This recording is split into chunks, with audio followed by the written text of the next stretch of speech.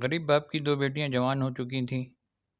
باپ کو دن رات یہی بات ستاتی تھی کہ وہ اپنی ان جوان بیٹیوں کا نکاح کیسے کرے گا۔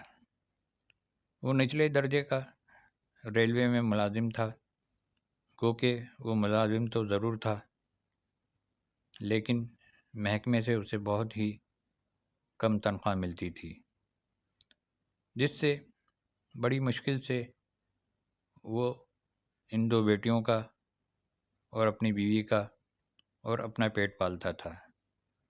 جیسے جیسے وقت گزرتا گیا، باپ کی پریشانی دن بہ دن زیادہ بڑھتی گئی۔ بیٹیوں کے لیے رشتے پہ رشتے آتے گئے، لیکن غریبی اور بے بسی کے آگے دونوں میاں بیوی بہت لاچار اور بے بس تھے۔ بارگاہ الہی میں ہاتھ اٹھا کر بس یہی دعا کرتے رہتے کہ اے خدا، تو ہم کو اس آزمائش سے نکال دے، اس لائق بنا دے کہ ہم باعزت اپنی بیٹیوں کا نکاح کروا کر اپنا فرض ادا کر سکیں۔ یہی ہماری پہلی اور آخری خواہش ہے۔ مجبور باپ نے اپنے دفتر میں مدد مانگی، پھر اپنے رشتہ داروں کے پاس مدد کی امید ظاہر کی کہ میری مدد کرو تاکہ میں باعزت اپنی بیٹیوں کا نکاح کروا کر اپنے باپ ہونے کا فرض ادا کر سکوں، لیکن بے سود ثابت ہوا۔ سب لوگ ٹال مٹول سے کام لیتے رہے اور ہیلے بہانے بناتے رہے۔ کسی نے مہنگائی کی کہانی سنا کر نفی کر دی تو کسی نے اپنی ہی پریشانی سنا کر بے آس واپس لوٹا دیا۔ دن بھر باپ دفتر میں حاضری دے کر ایک فرض تو پورا کرتا تھا، لیکن اس کو اس بات کا غم پل پل کھائے جا رہا تھا کہ اس کی زندگی کا اصل مقصد کب پورا ہوگا۔ شام کو وہ اپنے گھر لوٹ آتا اور اپنی جوان بیٹیوں کا معصوم چہرہ دیکھتا اور آنسو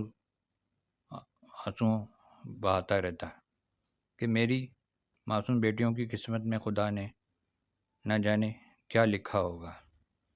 بیٹیاں بہت ہی سمجھدار تھیں۔ جب وہ اپنے مجبور باپ کی اس تکلیف کو دیکھتی تھیں تو وہ بھی تنہائی میں جا کر اپنی آنکھیں نم کر لیتی تھیں۔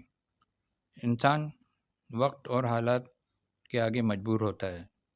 ایک دن اپنے دفتر سے جب باپ لوٹا تو کچھ وقت بیٹیوں کے ساتھ بتایا اور پھر آرام کرنے کے لیے چلا گیا۔ اسی دوران حالات نے اس کو اتنا مجبور کر دیا کہ اس کے ذہن میں ایک خطرناک سوچ نے جنم لیا۔ جب وہ بستر پر لیٹا تھا تو کچھ سوچ میں گم ہو گیا۔ سوچتے سوچتے وہ اس نتیجے پہ پہنچا کہ میں ایک ریلوے ملازم ہوں۔ اگر میری موت ہو گئی، میرے مرنے کے بعد میری بیوی کو پیسے ملیں گے جس سے وہ ان بیٹیوں کی شادی کر سکے گی۔ اس نے سوچا کہ صبح کام پہ نکلتے ہی میں کسی گاڑی کے سامنے آ جاؤں گا اور اپنی جان دے دوں گا، کیونکہ میری بیٹیوں کی عزت سے بڑھ کر میری جان نہیں۔ لیکن ادھر بیٹیوں کی سوچ میں بھی ایک دم تبدیلی آ گئی۔ وہ اپنے ماں باپ کی اس پریشانی کا شکار ہو کر رہ گئیں کہ آخر ہم اپنے باپ پہ بوجھ بن کر رہ گئی ہیں۔ رات بھر یہ 4 افراد پر مشتمل چھوٹا سا کنبہ اپنی اپنی پریشانیوں میں مبتلا رہا۔ صبح کا سورج طلوع ہوا، لیکن آج کا طلوع ہونے والا سورج اس گھر کے لیے روشنی لے کر نہیں بلکہ اندھیرا لے کر آیا تھا۔ صبح جب باپ حسب معمول اپنے دفتر نکلا تو کچھ ہی دیر بعد ان کے انتقال کی خبر آ گئی۔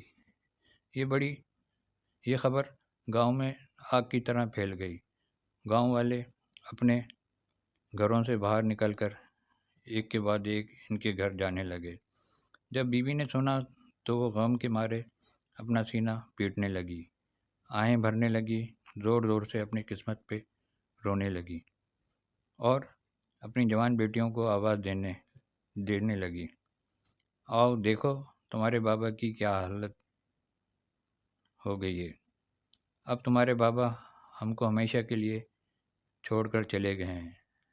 لیکن ماں کی لاکھ آوازیں دینے کے پر بھی بیٹیاں باہر نہیں آئیں تو ماں نے اندر جا کر دیکھا دونوں بیٹیوں نے خود کو پھانسی دے کر اپنی جانوں کا خاتمہ کر دیا تھا اور اپنے بابا کے نام ایک خط تحریر کیا تھا، جس میں انہوں نے یہ تحریر کیا تھا کہ کفن ہمارا جوڑا ہے اور قبر بنی سسرال۔ اس لیے ہمارا فرض بنتا ہے کہ ہم ایک دوسرے کی دکھ درد کو سمجھیں، غریبوں، بے کسوں اور مفلس لوگوں کی مدد کریں۔ بقول علامہ اقبال، ہے زندگی کا مقصد اوروں کے کام آنا۔ ہم سب کو ایک دوسرے کی مدد کرنے میں پہل کرنی چاہیے، کیونکہ اللہ تبارک تعالیٰ نے انسان کو دنیا میں اس لیے لایا تھا کہ وہ دل کے درد کو سمجھ سکیں۔ یہی انسان کا امتحان ہے، لیکن آج کل کے دور میں آج کل کا انسان یہ سب کچھ بھول چکا ہے کہ اس دنیا میں انسان کو کیوں لایا گیا ہے۔